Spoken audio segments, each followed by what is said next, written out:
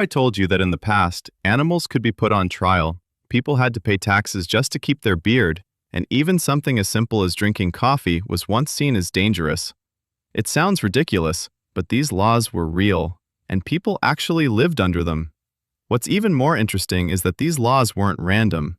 They reveal how people thought, what they feared, and how far authorities were willing to go to control society. Let's start with one of the strangest ideas of all: putting animals on trial. In medieval Europe, animals weren't always treated as just creatures. In some cases, they were treated like criminals. There is a famous case where a group of rats was put on trial for destroying crops. Farmers were losing food and they demanded justice, so the rats were summoned to court. And here's the unbelievable part: a lawyer was actually assigned to defend them. The lawyer argued that his clients couldn't appear in court because the journey was too dangerous.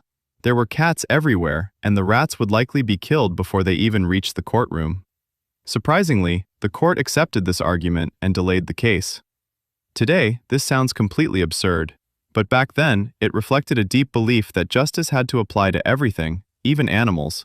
It was their way of trying to make sense of chaos and maintain order in society. Now imagine being taxed just for having a beard. That's exactly what happened under Peter the Great in the early 1700s. He wanted to modernize Russia and make it more like the rest of Europe. At the time, beards were seen as traditional and outdated, so he gave people a choice: shave your beard or pay a tax. If you chose to keep it, you had to carry a special token as proof that you had paid. Without it, you could be fined or punished. This wasn't really about facial hair, it was about control. By changing how people looked, the government was trying to change how they behaved and how they fit into a new society. Now let's talk about something we all take for granted today: coffee. In the 1600s, coffee houses became extremely popular, especially in London. People gathered there to drink coffee, share ideas, and have discussions.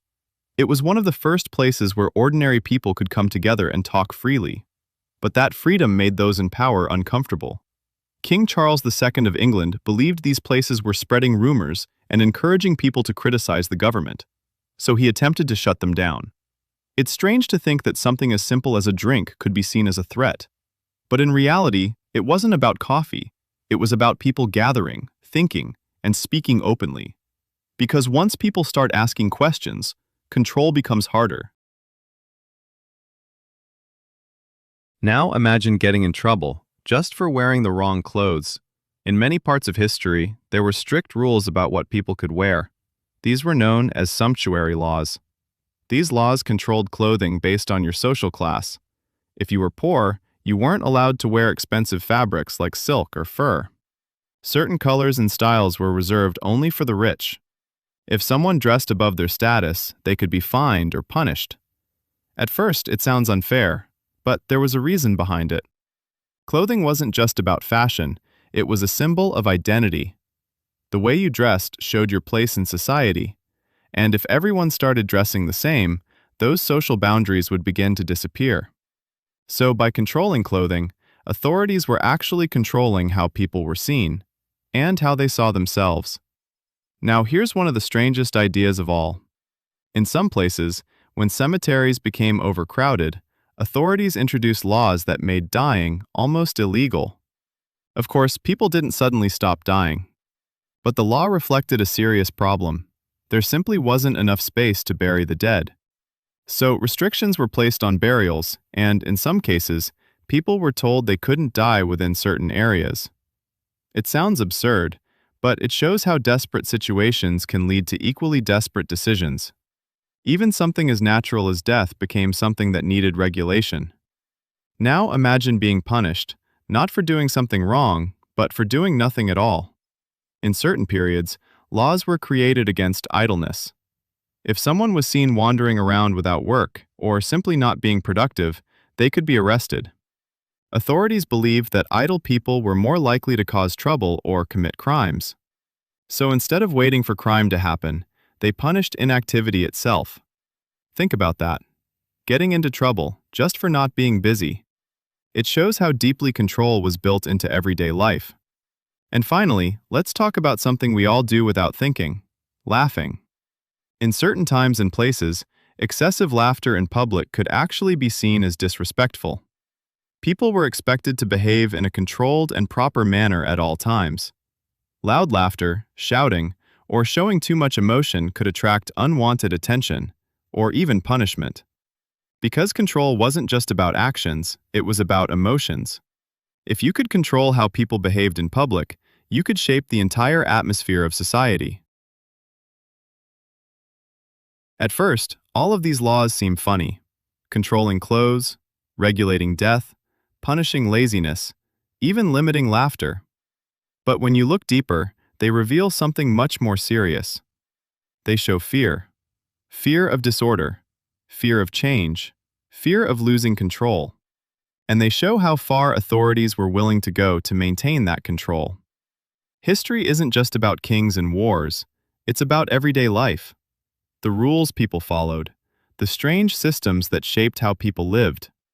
And when you really think about it, some of these ideas don't feel that far away even today. The past wasn't just different, it was a lot weirder than we like to admit. Now that we've explored some of the strangest laws in history, let's take a moment to see how they compare to things that happen today. You might be surprised how some weird rules aren't completely gone. Take the beard tax in Russia, for example. Back then, Peter the Great wanted people to shave or pay a fee. Today, it's rare to be taxed for facial hair, but rules about appearance still exist. Many workplaces have strict dress codes, bans on certain hairstyles, or policies about tattoos. While it's not a literal tax, it's still a form of control over how people present themselves. The principle is the same, regulating appearance to influence behavior.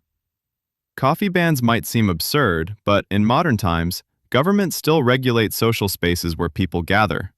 Think about internet censorship, restricted protests, or even curfews. Back then, coffee houses were hubs for debate and discussion.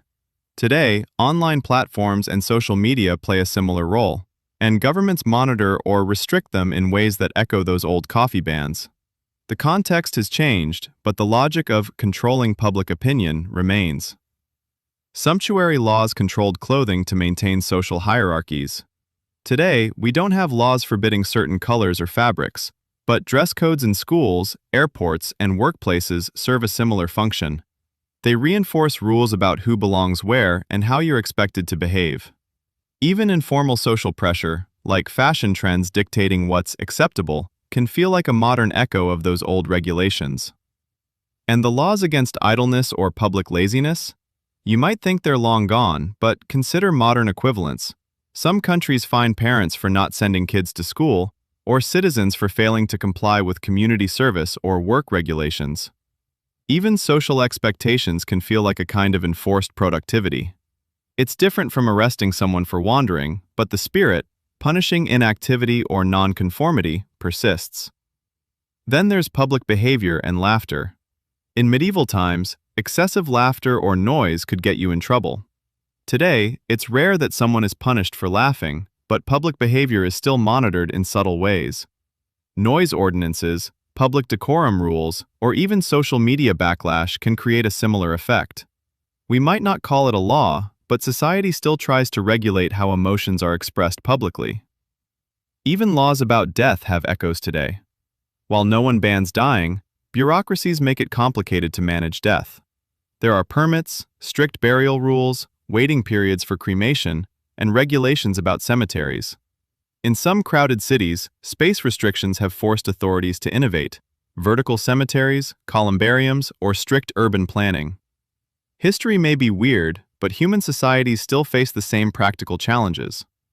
The point is this: history may look absurd at first glance, but many old laws had a logic behind them. And surprisingly, we see traces of the same logic today: control, order, and societal expectations. The context has evolved, the punishments have changed, but the principles are not entirely gone. So the next time you hear about a bizarre law from history, don't just laugh. Think about how similar ideas might appear in modern life, in rules we take for granted, or in subtle ways that shape behavior every day. History isn't just about the past. It's about understanding how humans organize, control, and respond to society, and how some patterns repeat over centuries, just in different forms. And that's what makes these old laws so fascinating. They're not just weird stories. They're mirrors, showing us how society has always tried to balance freedom and control, and how some of that struggle continues even today.